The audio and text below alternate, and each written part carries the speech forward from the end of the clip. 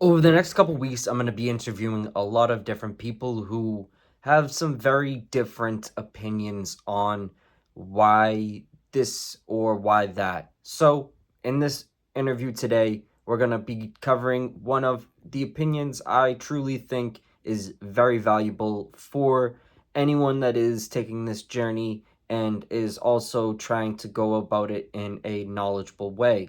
This is someone who advises a lot of very high level brands on decisions that they actually see a lot of success from.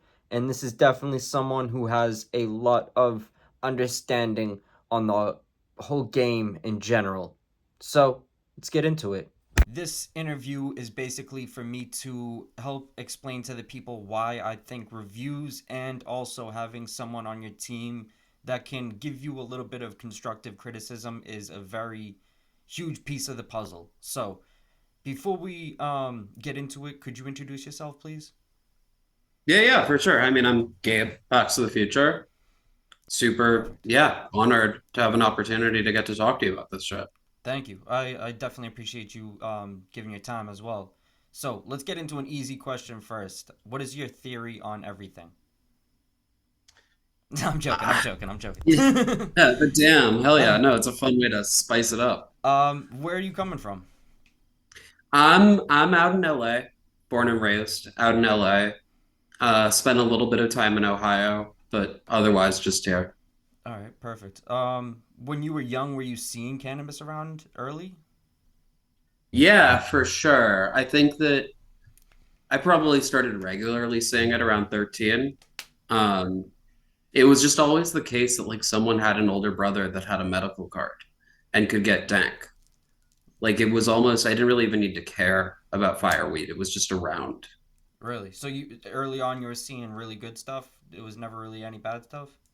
I mean, my memory, and obviously I was younger, less, critical, but yeah, things were really nice in the medical days. People would go and if you spent money, you got quality generally. Was there any a time? Was there ever a time where you were seeing some stuff that you would consider to be like really really bad? Yeah, I think definitely when I got to Ohio. Ohio. I didn't see like the legendary stuff like the lemon G or the dumpster. I was seeing like the worst of the worst. And I wasn't even really interested in smoking when I was out there because it was so bad. Wow. Was it like brickweed, basically like brown and everything? Yeah, for sure. Oh wow. Yeah, that's the thing. It's like it is amazing to see different people's takes on like the beginning because there's a lot of people who actually are blessed that actually got to see like the better side of it early, which is also I think very important too, is like being able to like see both sides. But how old were you when you first actually gave it a try? I definitely tried edibles when I was 13, and then I was smoking by 14 for sure. Was it eye opening to start with? Like was it something that you immediately were thinking was a route you wanted to get more into? No, not at all. It was really just regular. Like people would have weed and it was something that, would go down at a party or whatever. Yeah, it was. It was not something that I had a particularly strong interest in. I think that when I was thinking about talking today, I realized that a lot of my favorite memories were like of Googling strains and thinking about what the different effect profiles would be. Well, And like the high time stuff around that. So like 2009, 10, 11. Like preparing for the experience was always really exciting in a way. you said that there was like friends that had brothers or like older siblings that had med cards. Was there anyone that got you into googling stuff, or was there anyone that like guided you into learning more about it? Yeah, no, for sure. I had a really close homie. Like we didn't go to the same school or anything. We would just kick it.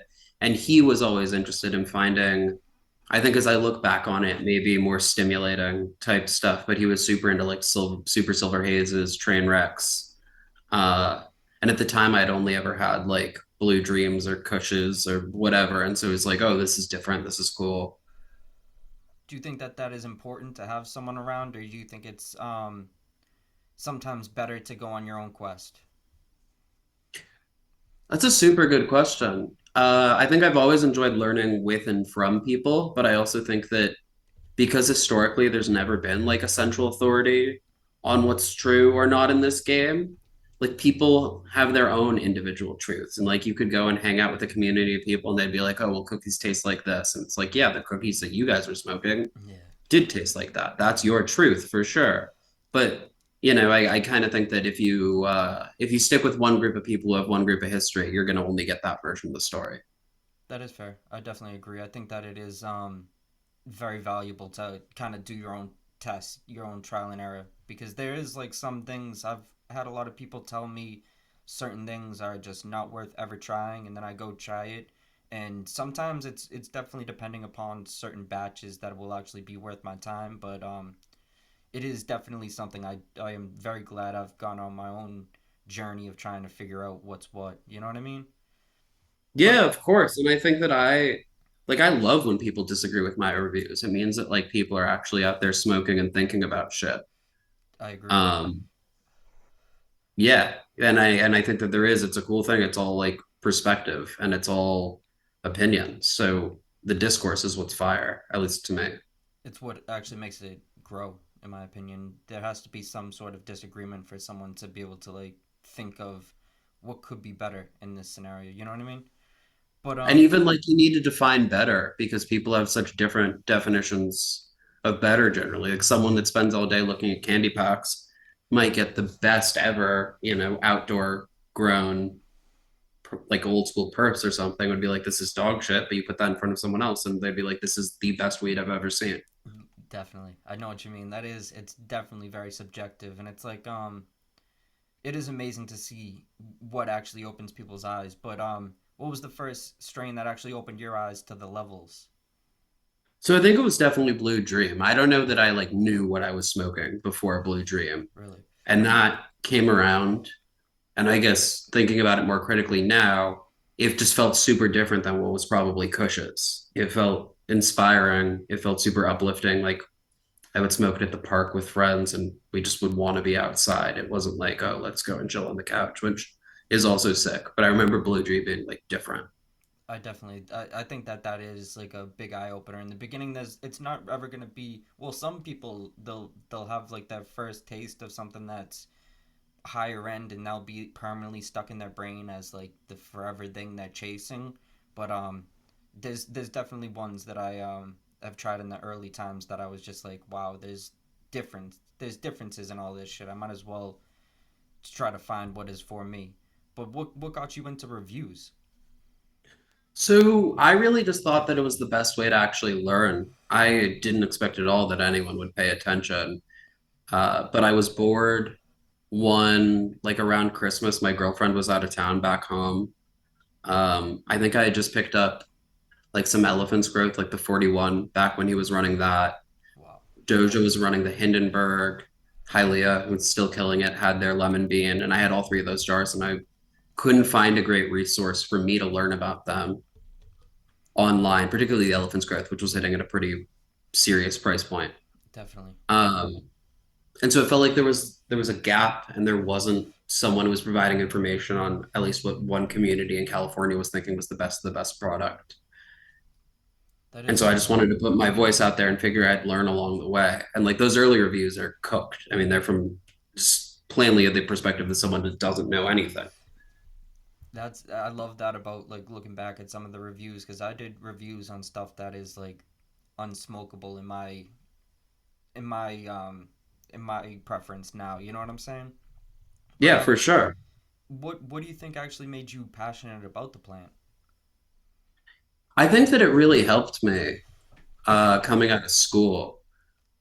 Like I would smoke to party more in high school. I didn't really smoke a lot after high school. Right. But then when I came back to LA, I got into a pretty serious like desk job type career. Oh, And yeah, it actually became a tool for me that I really enjoyed. And really started serving a purpose in my life as opposed to just a fun thing. And I found that there was different medical value because also like that was right when the rec market launched in California. Um, and a lot of those early brands that were on the rec shelves were putting out really weak product. And it was not what I remembered from, back when I was in high school and people were going to the medical club. So it's like, where the fuck is the fire? How do I find it? That is Yeah. I definitely agree. I think that it is like it's amazing once you actually start learning more about it. The more and more you learn about it, the just like the more you know that you don't know, but it's also like something that is just super attractive in a lot of different ways. It's amazing how the plant is. Like once you actually learn about it, it's definitely a fun one. But do you think that people have to be passionate about the plant for them to be very big in this game?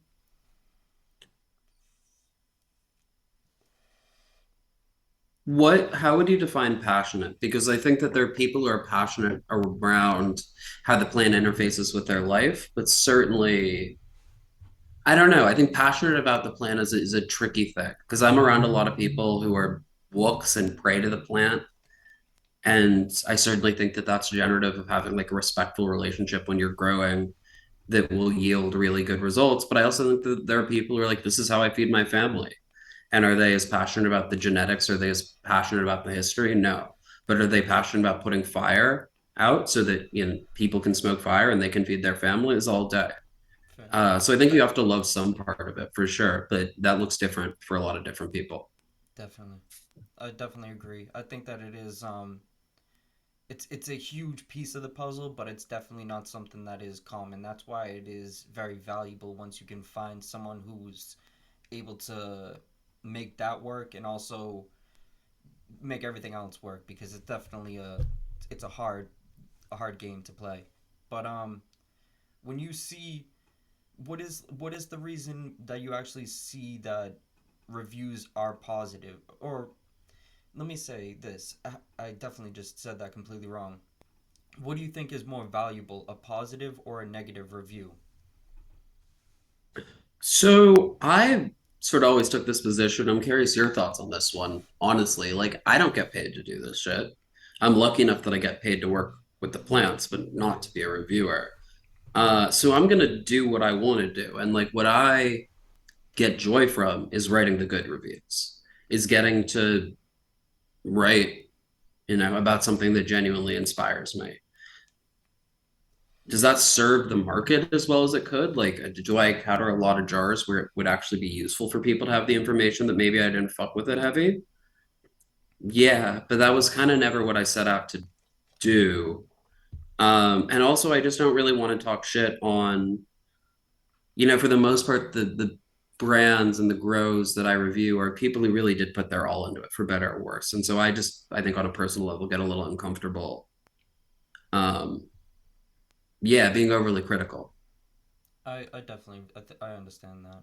Do you think it is valuable to see some bad reviews though?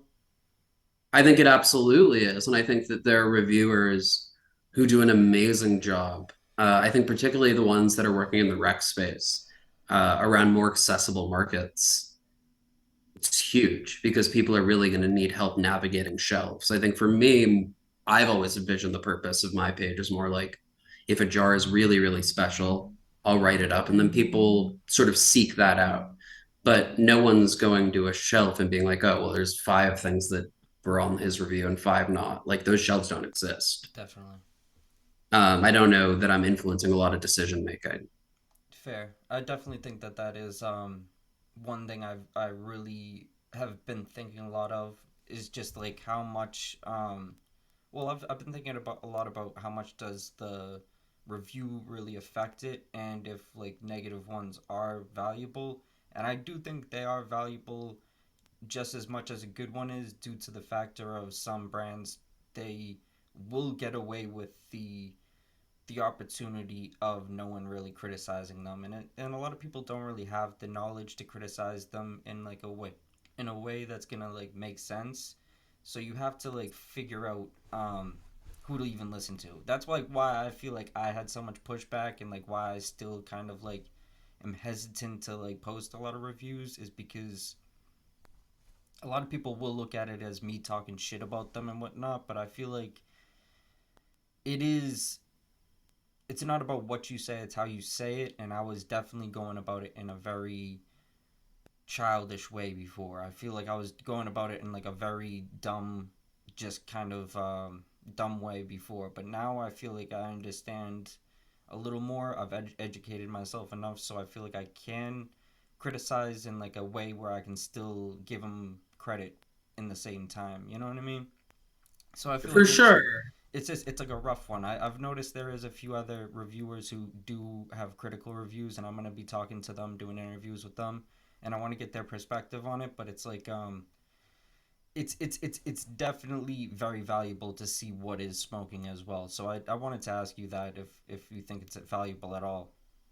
Well, and a lot of times I'll grab jars, and I'm lucky enough to be homies. Like it is a small world of people that care enough to grow weed at a certain level. Yeah, And so I've gotten to be friends with a lot of these people. And if they give me a jar and I don't find it worthy of reviewing, I'll shoot them a little private review.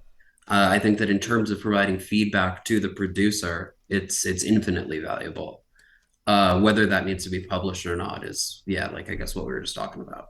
that's fair. I definitely agree. I think that it is it's definitely hard for some people to hear it too. You know what I mean? Some people want to hear only the positive. So it's like always gonna have like a yin and yang to it in a way. But Well, it's also just super relative because, like, fair. I I think was that everything in my Curador or whatever right now is like smoking way better than anything coming out of like $100 ounces at the dispensary. And so someone could grab one of the jars that I'm not super stoked on and be like, wow, like there are just levels. And I kind of also just try to remind myself that a lot of what I'm doing is sort of nitpicking at what to me at least seems like the highest level. yeah. That I definitely I agree with that too. I think that it is very subjective. As we were saying before, it's like hard to like very, or actually, it's hard to give reviews a lot of the time because I'm always thinking of things and I'm like trying not to compare them to other things and just trying to look at it as it is. You know what I'm saying? And it's like hard because I always feel myself like being like I always feel myself comparing things and it's like I know biases are always gonna play a factor. You know what I mean?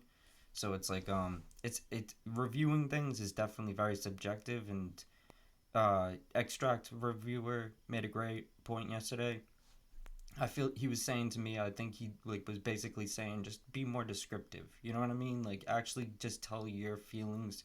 If someone agrees the way that you said it, then they might actually agree with like the way they feel. You know what I mean? And it's like basically as subjective as it is, it's going to have a way of finding its audience. You know what I mean?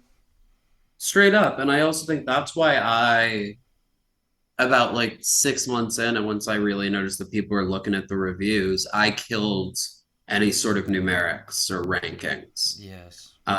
That's sort of also went part and parcel with people really discouraging me from talking about price. Well, And I feel like that's another like you can't talk about one number without the other because something could be a 10 at $200 and it's a fucking 3 at 800.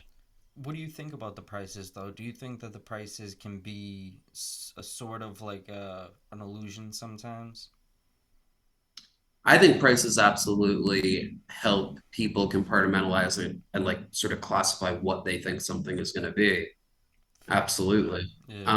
And I think the same with liquor. Like there is a lot of times, and it sucks that there isn't this sort of consumer education out there, but you can go to a menu and see the same flower grown at the same facility in two different bags at two different price points. Definitely. Uh, so I think, yeah, price is super interesting and weird. And I Yeah. feels like, yeah, everyone in the market is really trying to figure out price right now. I feel like it can be something that people can almost like they can win for the meantime, but it's definitely something I truly do think is gonna eventually find its set point.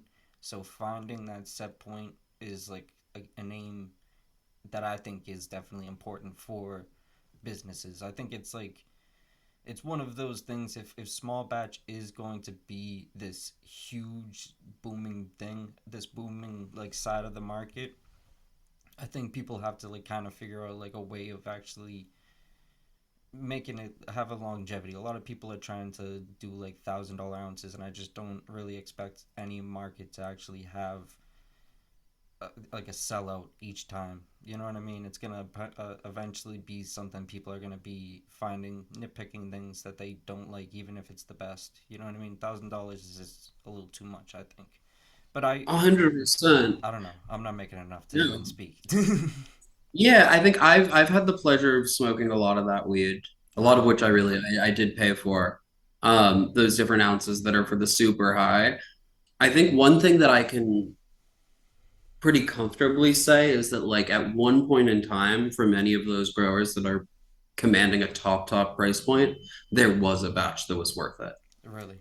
Whether they're able to achieve consistency is a completely other thing. That's yes. That's exactly basically of what I was trying to say in a way is like I don't think it's like something you can consistently make someone pay. So it's like eventually gonna have like a it's only gonna go down.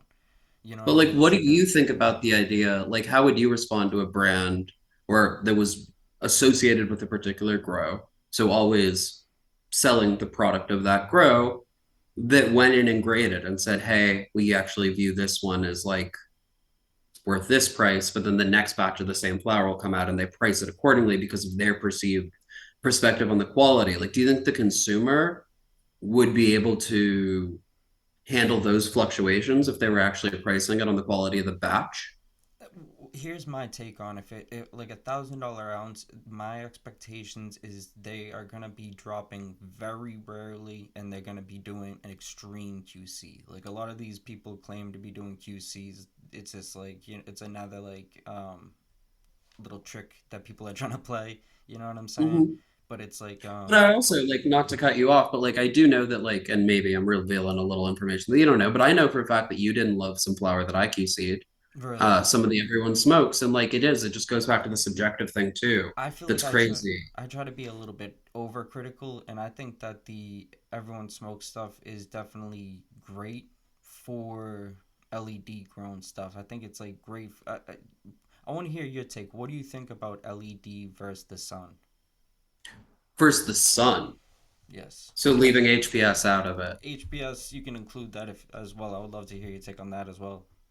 So I think an easier one for me is the LED versus HPS. Yeah. HPS. I Okay. think the smartest people that I've been around have talked about the like the leaf surface temperature is the variable more than the spectrum. And I don't know shit about shit. So I'm just regurgitating stuff that people who I think are smart are saying. But like more than the actual spectrum of light, it's the radiant heat. And ultimately, if you measure the leaf surface temperature and you dial that in with LEDs to get it to where it would be with an HPS room, you can get very similar quality. And I think that that higher leaf surface temperature produces better tree for sure. What about Um, the?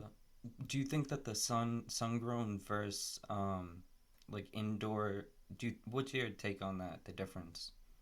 Yeah, I think that sun-grown, you're exposed to the elements and stress, which isn't necessarily a bad thing. I really like smoking sun-grown resin. And there's certainly a time in the year where, and we're coming up to it, like in about a month, where like the fresh depths are some of the best shit smoking. I think that when you're really trying to control for particular variables, particularly around like combustion, excuse me, I just think it's easier, and this is just my observation over weed that I've seen, not because I know why or anything, but like it's easier to get weed that combusts nicely grown indoors. So I go into indoor flower expecting a more pleasant smoking experience for the most part. But the best weed I've ever smoked was full term. Wow. What is full term? Sorry. Oh, so I guess full term means like maybe that's just like fancy language for people saying that like they didn't tarp it. It was just fully out, like they no depths, just full sun. Wow. Yeah, that's the thing with like the sun grown. I've noticed there's definitely like huge differences in the taste and the effects, but it's like so weird because it looks tragic. Like the stuff looks terrible, but it's sometimes better. It's definitely interesting. It's something I think plays a huge role in like why people say they can't find the real sour and stuff like that because it's like a lot of the stuff was just grown in a whole different way. You know what I mean? Well, and also I think just across indoor cultivation, SOPs weren't standardized. Like people were running all kinds of different shit historically. And then now there's like six different salt lines people use. I mean, everything has gotten super standardized. Yeah, everything's like super commercial now. Everyone's trying to get as much as they can out of it. Well, but and even the people who are trying to do it right and growing intense, they only have access to certain inputs. Like I know a lot of growers, particularly the people who are crushing it in the Bay like 10, 12 years ago, they're trying to dial their shit in and get it back to where it was. And they're just like, we don't know what the formula of that particular line of newts was. And it's not the same when we don't use it and it's gone. And so maybe that terp is gone. Yeah. Is that what you think's happening with like blue sushi or something like that? I don't know. I've seen some really nice batches of blue sushi recently. Really? Yeah, like from the Tenko, like yeah. Well, maybe it's just because there's so much fakes going around. That's like why it has such like a shitty rep right now. Everyone's like saying Yeah. it's No, I haven't even heard about it as really having a shitty rep, but I really like blue sushi. oh well. Well, let me ask you this: if you could pick one to survive, what would it be? Gas or candy? Like one has to one has to die off So for your smoking. Just like your no, no, preference for of sure. So smoking. like if I got to smoke the best ever expression of either, like if I'm thinking about the best ever gas I've ever smoked versus the best ever candy, Yeah, the say it'd be like Desert runts, Island.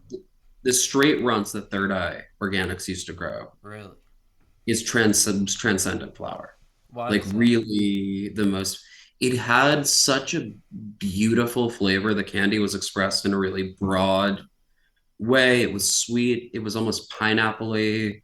It really did have a sort of strong cherry element to it. It was really, really potent. And it was just anything but boring. It was just really exciting Yeah, that's in just interesting. in every way that engaged with the palate. But then in terms of like middle of the road stuff, like would I rather smoke a like whatever pack of OG versus a whatever pack of candy? Like I'll take the OG all day. Really? Yeah, I like OG way better than I would any of the candies. I think the candies are definitely cool if it's done right, if it's fresh, but it's one of those ones that I feel like has to be fresh. You know what I mean? It Sometimes, does. It does. And it also, I feel like um, because it's such a production plant, people have really steered towards the ones with more color and the more purple because yeah, they have longer shelf life. You can't see the trichomes ambering. And then it's just this cycle of garbage for the customer. So I'm with you on that. yeah, it's definitely interesting. I think that can. Why do you think candy runs the game though? Do you think that it's just something that has like a high yield? Yeah, I think candy under sort of very baseline conditions. I think there's so many reasons. I mean, a strain can't get as popular. Nothing can get as popular without just a confluence of events that really work out. But I think that it's a production plant for sure that works. I think that it's appealing to a bunch of different markets. I think that my understanding is like the New Yorkers, like it cuts through the grappa better than anything, certainly better than Z or gas. I think that it's super pleasant daytime smoke or nighttime smoke, just depending on how much you smoke of it. It doesn't even have like a really clear effect profile. It just kind of gets you high. So it's, I think, all around useful. And then I also think it just a really hit at the right time. Like if you look at just investment in cannabis growing infrastructure, like it was the most popular strain when that really hit. And so the most of it ever got grown of anything because there's just more lights up now than there ever have been. Fair. So it was the vehicle for the race to the bottom just because of timing. What do you think your top three strains ever would be if you were to pick one? Urkel is one, Really? like purple Urkel for sure. That when I was mentioning earlier that the best weed I ever smoked was outdoor. It was from these dudes. They have or it's a family. They have a rec um, edible brand, but they also grow some of the product for it. And so I got to try just some of their outdoor purple Urkel. They're called Revive Pure Life. Similarly, Third Eye Organics' Urkel was pretty special. They had a run where they were, I mean, in my eyes, they really couldn't do anything wrong. Um, I really like the Nunu from Al's Organics. I didn't know what that is or what, but it's like a modern candy, but it's different. It was kind of minty and lavendery. I think lavender forward stuff like that's a through line. I think in a lot of my favorites, like it's definitely a miracle. It was definitely in that. Uh, and then shit, like I really like OZKs. There's so many different versions of it. Like if I had to pick one right now, I think the tractor fuel Wow. that a bunch of people run is really good. But I think it just has that good combination of flavor and gas. Um, It's a different yeah, OZ though in the tractor fuel, right? What is? Do you know yeah, what it's it like the is? gas pedal, so it might have some chem, but I Yeah, feel like there's so many different shades of very similar things when I good definitely real agree. Z cuts get crossed to Kush, Yeah, I like agree. good stuff happens. I'm a huge fan of like the OZK and like the tractor fuel and a lot of those like like candy gas and then like the fruity gas ones. I think that it's definitely something that is like it's amazing to see. There's like a lot of new things that are like very special, but it's also I don't think they're like as marketable. They're not yielding and they're not like doing certain things that people want them to do, which is putting them to the back. But I do think now we're seeing a lot of people taking chances, and I'm very hyped to see it. I even see like a lot of people that wasn't really expecting to take a lot of these chances, take a lot of chances, and I'm hyped to see a lot of what's gonna happen with brands. Now that we're halfway through the video, I wanted to come here and give you that announcement that I also have another account, and the other account is High Minds Entertainment. This channel, I will be doing a lot of cannabis related content, but it's going to be more in documentary form. This channel, I'm going to be doing a lot longer form videos, and I'm going to try to make it as entertaining as I possibly can for the viewers. This is also going to be a page where I'm going to be doing a cool giveaway for each milestone. So once we hit 500 subscribers, everyone's going to have an opportunity of winning something really, really nice. Once we hit 1,000, it's going to get better and better. So much love and respect to everyone that actually gives me a chance and actually goes and views the channel. Also, I very much appreciate you watching this video right here. And like So the let's stuff get that back you to are it. Posting, like what is a mistake or like a common error you're seeing some of these brands making or growers making that you think that they could improve on? Yeah, and I certainly don't know. Like I couldn't give them an easy formula on how to improve, but it's flavor translation. It'll always be for me like did this thing interface with the palette, which is language the proper doings guys developed that I think really clearly explains what people like them and myself are looking for. Um, but yeah, did it interface with the palette in a positive way? And something can be beautiful and have a beautiful nose and even combust perfectly. But if it doesn't smoke stuff, Yeah, if it doesn't taste like it smells, then it's rough. You know what I'm saying? I think that or it's even there are things that taste great but are can be a little bit nudie. I think that one, if I were to just from my own personal vantage point, reviews that maybe people would have wanted to see from me and would have expected to be positive reviews that I didn't put out. Oftentimes it's because to me, it tastes overnuded. The material tastes overfed, I and it might have definitely great trichome coverage, but I can taste some of the residual minerality, um, and it just doesn't. Yeah, and even if the flavor's there, if there's like a sort of cardboardy back end to it, to me that can be a miss. it's very interesting how like some things will taste like salt. So literally taste it's weird that some people don't notice it, but then it is amazing. But I also just this sort of because like I feel like to respond to exactly what you just said, a lot of the most overfed and overnuded plants that I see are coming from living soil beds that are way too hot. Yeah. Why Um, do you think that the living soil scene is even like really something people should take serious right now? yeah, for sure. I think that living soil or organic environments, people do them in all different ways, organic ways. But I think that having diverse microbiology particularly in the root zone, is useful. Maybe I should. The plant will develop a more seemingly a more robust terpene profile. I know a lot of amazing growers that'll disagree with me, and if you were to ask me like what the best thing I've smoked in the past 6 months was, it's Rockwell weed grown in Michigan. So Really? like, there's always exceptions, but Superdose? I think generally. Sorry, what's up? Was it from Superdope? Yeah, yeah, it was from the facility that produces the super dope stuff out there. Yeah, they definitely they grow stuff that it's amazing the taste that you get from some of this stuff. It's almost like unbelievable. You know what I mean? Shout out them, shout out the party poppers. That was really the one, which is a blue mosa cross. Wow. Um, that kind of left my jaw on the floor. Yeah. Do you think that they're just doing like extreme QCs, or what do you think that is like? How do you think that they're getting all of these crazy different tastes coming off things? Like it's amazing how I don't know. People like say dialed in and stuff. Like it's they seem to have every single batch tasting exactly the same. Do you think that that's like some sort of recipe or something? Yeah, I think it's discipline. I think it's certainly in most cases the consequence of a lot of trial and error.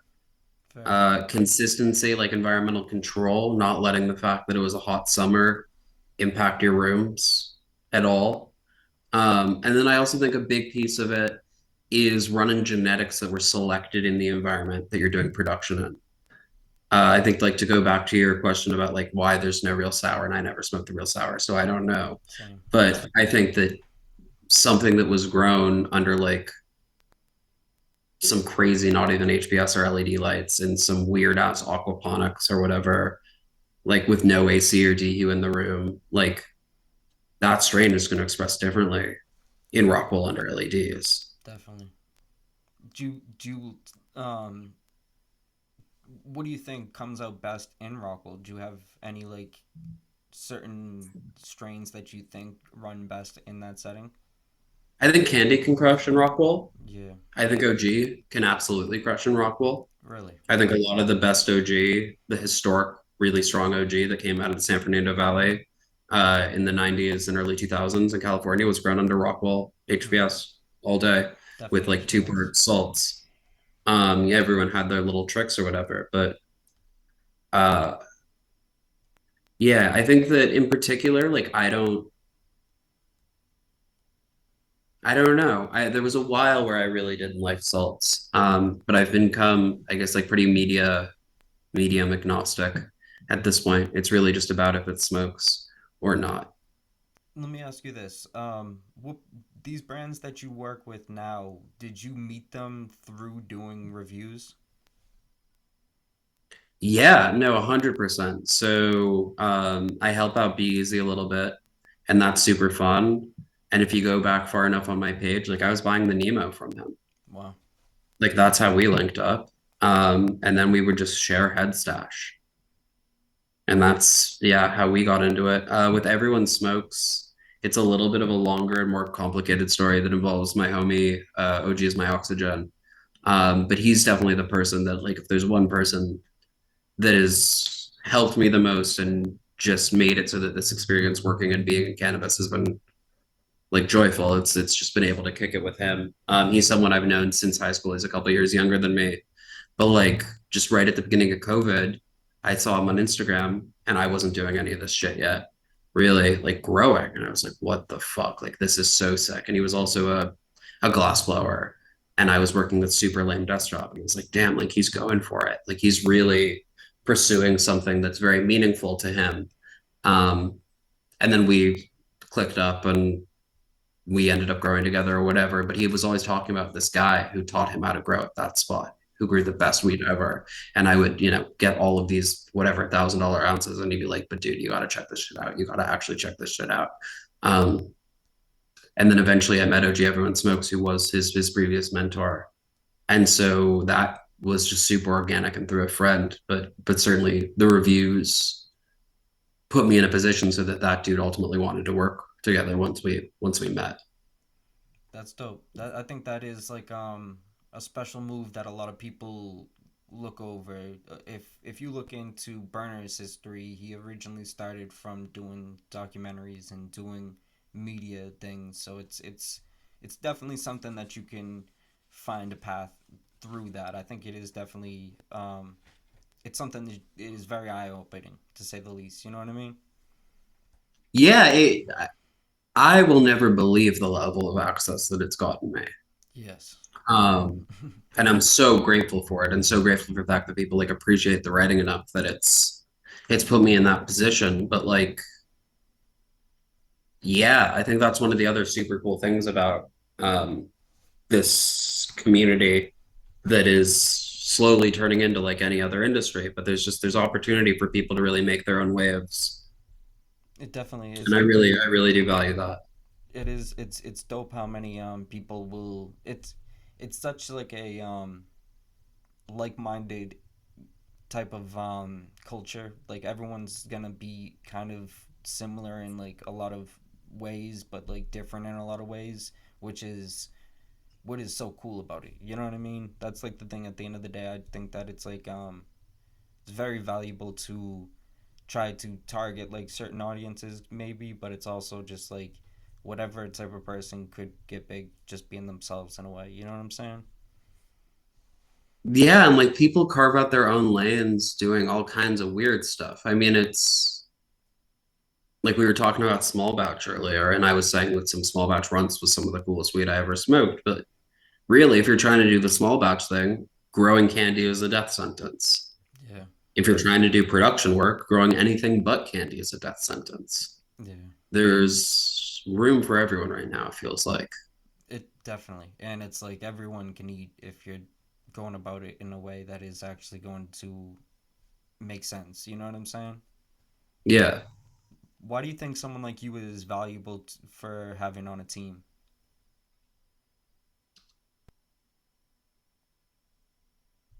You know, I think it's the fact that I didn't come up in this world. I obviously have a lot of reverence and I'm still trying to learn as much about just the way things were done because I don't want to impose my white collar background on this. I actually think that would be a real tragedy. But I know how to navigate parts of business that, particularly as stuff is evolving in this world, hasn't always been a necessary skill set in cannabis. Um, I also think that I bring hopefully a level of like rigor.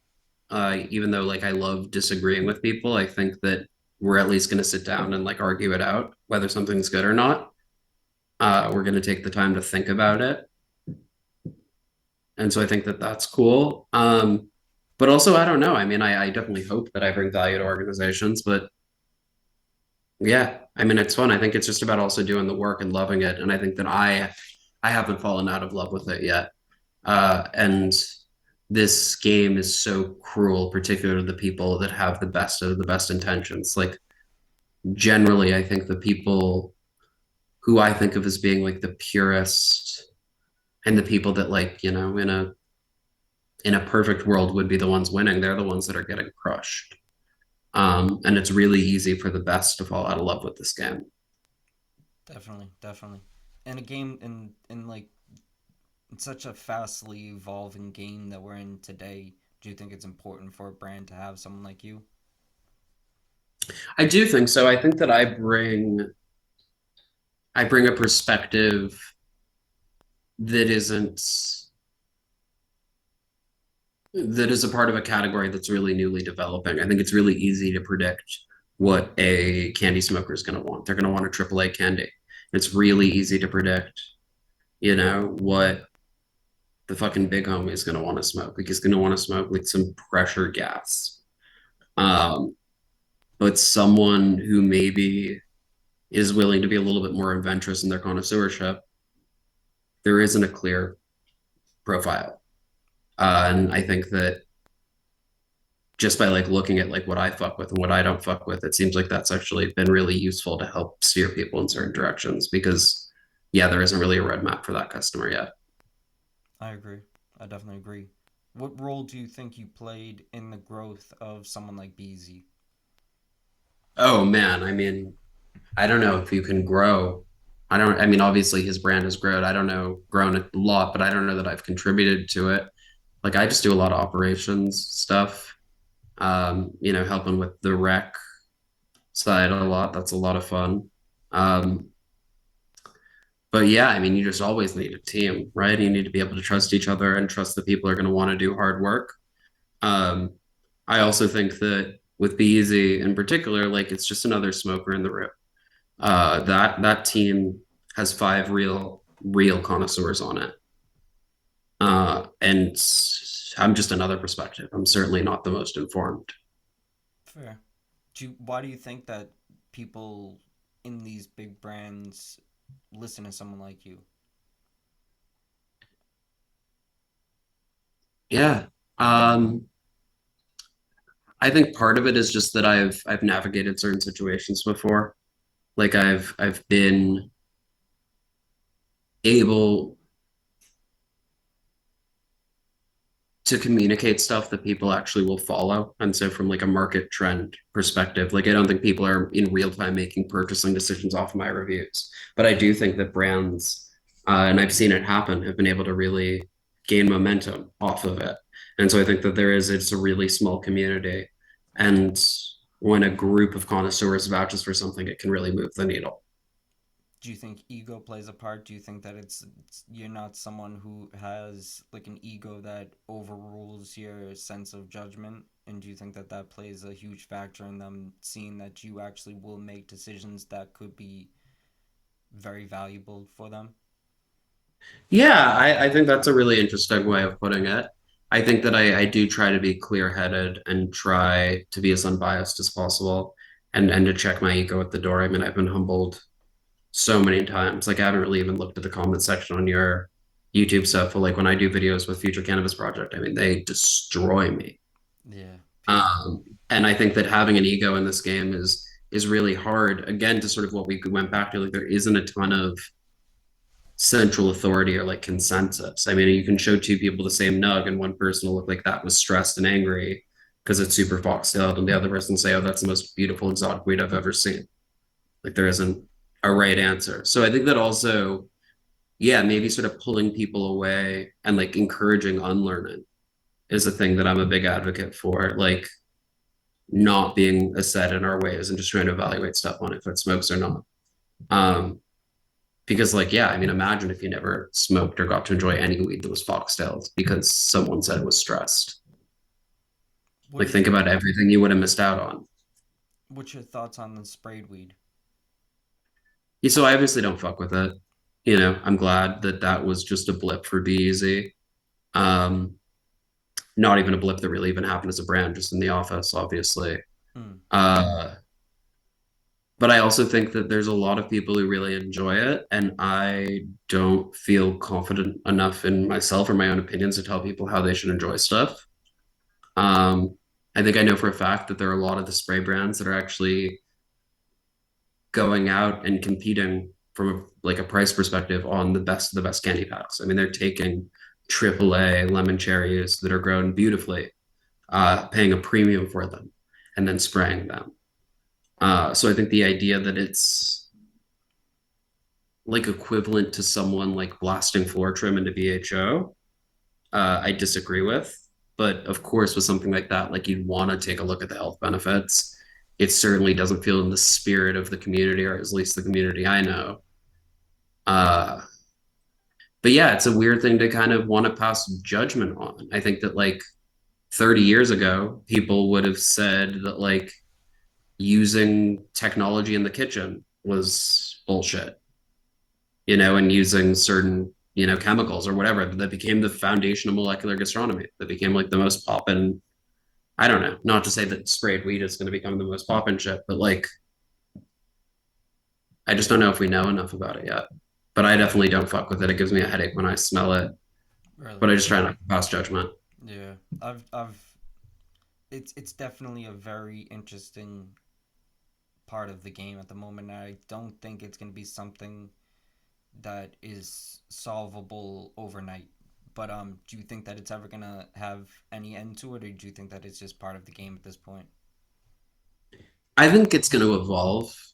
Like I was at Hall of Flowers recently, and the amount of people that were showing me stuff that was like ostensibly moon rocks, but like now they're using bubble hash instead of distillate or whatever. And so it's like, yeah, stuff evolves. People will identify a small problem with something, and but if there's a market demand for something with more flavor, the same way like with moon rocks or whatever, there was a market demand for something with more like numeric potency. I don't know that that'll ever go away, but it'll probably evolve. I think whatever flavored weed will look super different in 5 years, but like I don't know if it was able to develop as a category, I wouldn't bet on it going away. Yeah, I I I I am very mad that I'm not remembering who actually said it, but someone said that you have to think about it like Newport cigarettes, how they have the menthol, and everyone knows that this is terrible for you. You know what I mean? Like any of these flavored cigars, any of these flavored things, people know they have the warning labels all over it and everything. People know, so it's like this in weed making like cheaper weed taste better isn't going to really end. It's just going to be something that, as you said, it grows. It was actually LMC when I did the interview with LMC. I think he was the one that said this, and he said like basically it's just gonna keep evolving. It's gonna be like fast food, like basically like the stuff. This it's just gonna get better and better and better in a way that's like not necessarily good, but it's efficient. You know what I mean? No, for sure, and it's going to adjust with trends and times, and yeah, Yeah. he's a smart guy. Yeah, very interesting. I definitely wish I asked him better questions in that interview. I didn't do the best job. I cannot lie. But is there any advice you would have for reviewers? I mean, just plainly to not care what other people think. Um, yeah, like whatever the experience, as long as you're like writing an authentic account of your experience with the thing, you're doing something right. And for me, like I only was able to really learn about the plant and get to the position I was by publishing reviews where I got stuff wrong. Um, yeah, so I think to just do it. I think that the more like capital C like criticism that happens in this world, the more people are discussing stuff, the faster we'll have an educated community. And then I think that that'll probably end up in being, like the marketplace that a lot of the people who are more educated now want to see, where things like quality are valued properly. I agree. So I think that just write reviews. Definitely. Is there any advice you would have for brands? Yeah, I think brands need to get to know their customer a little bit better across the board. I think that also just like brands do stuff super differently. Like there are a lot of brands doing everything right. There are a lot of brands doing almost nothing that I would agree with. Um, and there are brands that come back from the dead. I think that, yeah, I mean, I guess I think that one thing that maybe I would say that I would recommend just like pretty concretely across the board is like don't sell direct. I think that to the point of like price stabilization that we were talking about earlier, like there needs to be supply chains and delivery systems for this thing. And I think the race to the bottom and some growers selling direct is as cool as it is, unless you plan on that being like your forever business model. Um, it's a hard thing to walk back. I agree. I think middlemen are essential in whole the whole development period and like And middlemen may be eating too much. Like I'm not trying to say that any party should get any percentage of money, no. but I think that it's just about If making sure that there are clear sales channels. Like with every other industry, like I know where I can go to get something, and if I want a bottle of Coke, I do not go to the Coca-Cola company. Yeah, 100%. If I was like watching a bunch of interviews with Doja, and I think like the huge factor of him growing to the massive level that he's at the moment is him well, early on he was all over the place, like moving all over the place, meeting all these different people and building that network. Even though it was like unwanted by him, it was something that ended up being super valuable for him in the end. You know what I mean? Like he's able to go to all these different states and already know people years and years ago, way before he ever blew up big. You know what I mean? So it was just like a huge role of seeing price points, learning the whole process and everything. You know what I mean? Well, and I also think you never know. And I guess, yeah, like just to go back to your other question about like advice for reviewers, like be outside, go to events, meet people. Definitely. You never know when the person who owns the rec edible company is going to hand you the best outdoor flower you ever smoked. Um, I also think that yeah, this industry is so premature that like you never want to judge a book by its cover. Definitely. Um, and like yeah, I mean that was my sense of like Hall of Flowers and stuff. Is just that everyone is someone. Like they might not be someone right now, but they either were, they are now, they're going to be. True. And so just sow, and it's like something you can learn from plant. Just like sow seeds, go out and meet people because you never know when that network is going to be valuable or you'll be able to be valuable to them. Like be outside. Yeah. It's like Um, the old quote. it's huge. I'm Yeah. sorry. I'm sorry. No, no, go ahead. It's the old quote like treat the janitor like the boss. You know what I'm saying? Straight up. It's because like you really never know. Someone could help you out in the future or just give you advice that is going to be very important for you to think upon. You might not use it exactly in that way, but it might give you that spark of thought. You know what I mean? There's a lot of different things that are like don't, as you said, don't judge the book by its cover. I think that is a huge thing to actually think about in this game. You know what I mean? There's a lot of different things that are gonna look super unappealing, but you taste it and it's Skittles. You know what I mean? It's amazing. You know what I'm saying? 100%. And I think that's just as true of like people or circumstances as it is of the plant.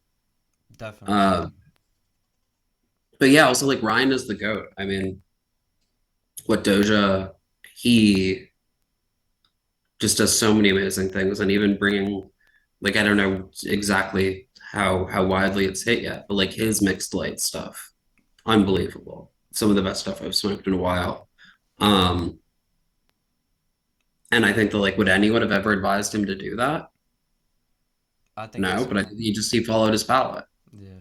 I think it's genius because there's that market is also something you can work with when it comes to the price point. You know what I'm saying? It's like something you can Yeah, make a lot of money on right now because it's not something people are seeking out, and like the effects and the taste, it's everything's there, so it's valuable. It's valuable for sure. What is your prediction on being the next trend though? yeah. No, so that's a fun one. I'm like between two answers, and so I might sort of give both. I think that I've started seeing a lot of stuff, and it's been a while. It's been a long time coming. Where Mac or earlier stuff from the Jaws, like the alien cookies, the alien mints, but that sort of profile seems to be coming back a lot. I think people forget it. It's like it's in the spritzer Really? that a lot of people like.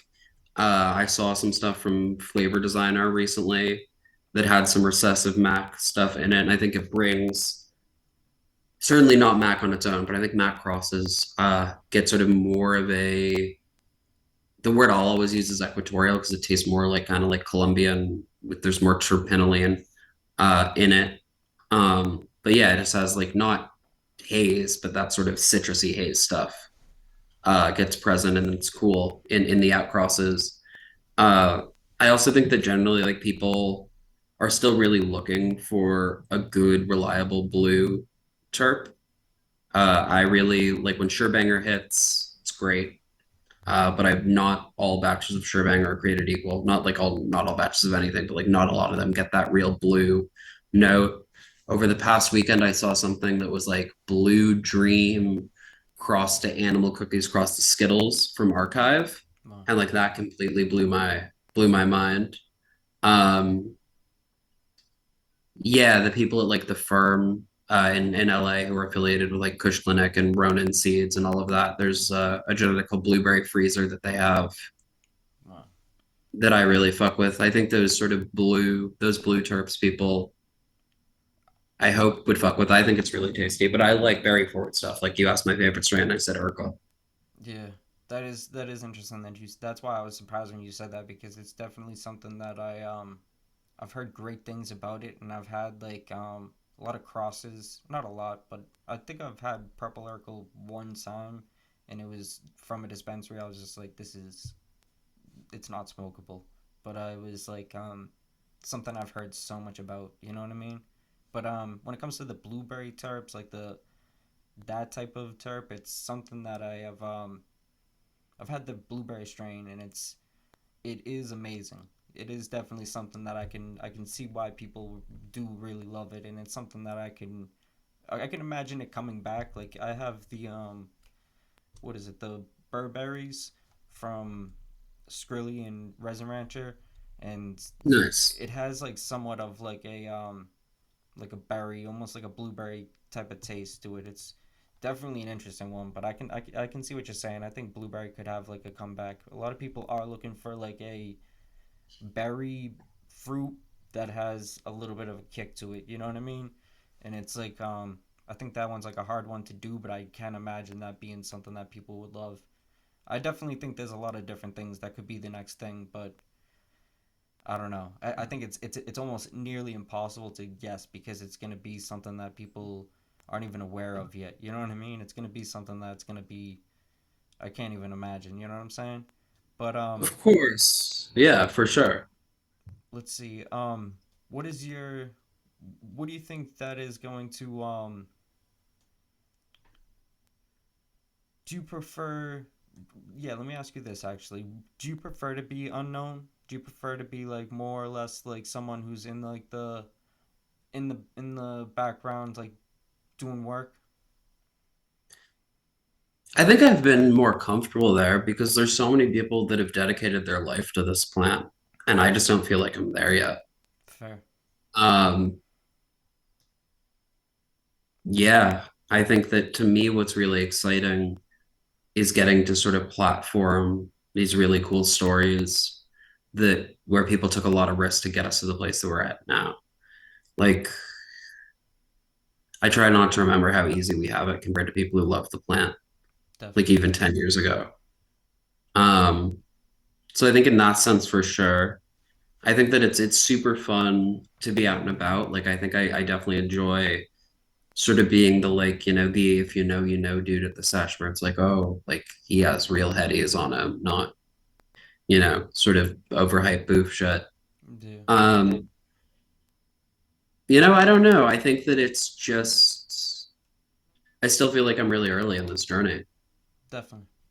I think that it is every position is needed, and that's like basically like the image I'm trying to paint is like I think that it's like the ego in some positions is not really necessary. There is definitely sometimes that it is needed to feel like you're the best and want to be the best and like try to conquer it all, which is like a huge piece of the puzzle of brand building and like that whole game. But I also think that having someone like you on the team is definitely a huge piece of the puzzle. So I think this was definitely a dope one to do. I think that this was like a one that I would love to I would love to do another one in the future if you're ever down because I probably will be able to come up with a lot better of questions, but I hope this one was good enough. Is there anything that you would like to say though?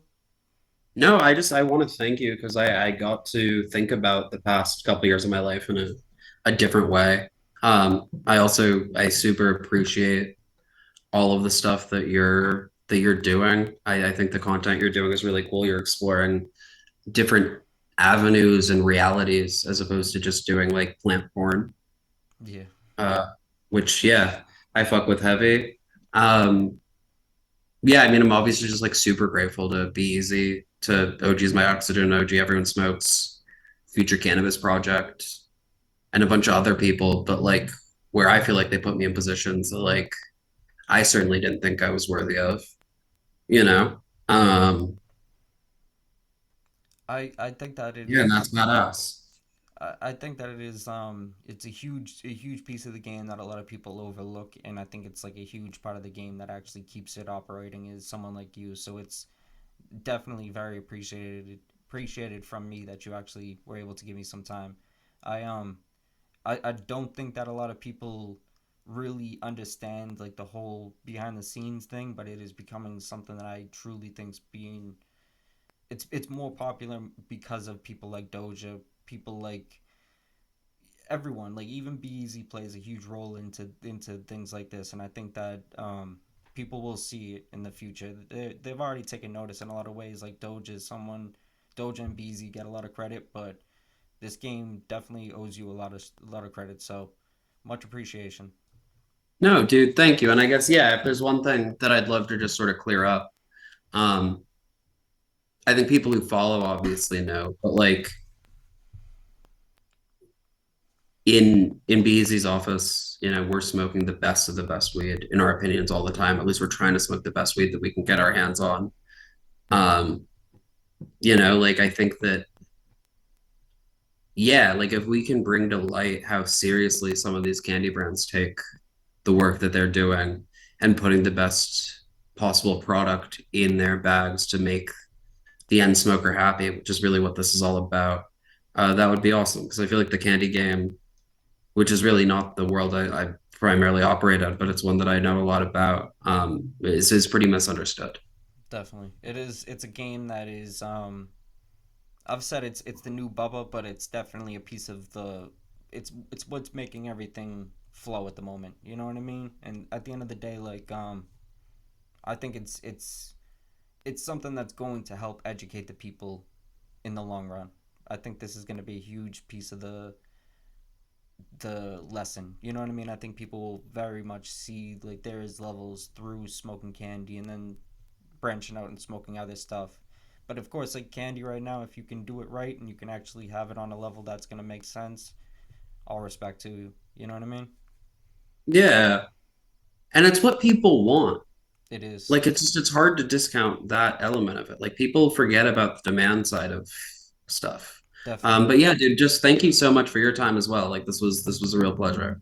Yeah, definitely. I appreciate it. How would people find you? Oh yeah, I'm Packs of the Future on Instagram. I also do videos sometimes for the Future Cannabis Project on YouTube. FCPO2 is the name of the channel where most of that stuff gets posted. Perfect. I'll definitely have to check it out and give it a subscribe over there. Oh yeah, and we'd love to have you on too. Oh, dope. Thank you. All right. Well, Yeah, thank you, brother. thank you for your time. Definitely would love to do this in the future, but much respect. Yeah. No, dude, appreciate you and just congratulations on putting the series together. Thank you.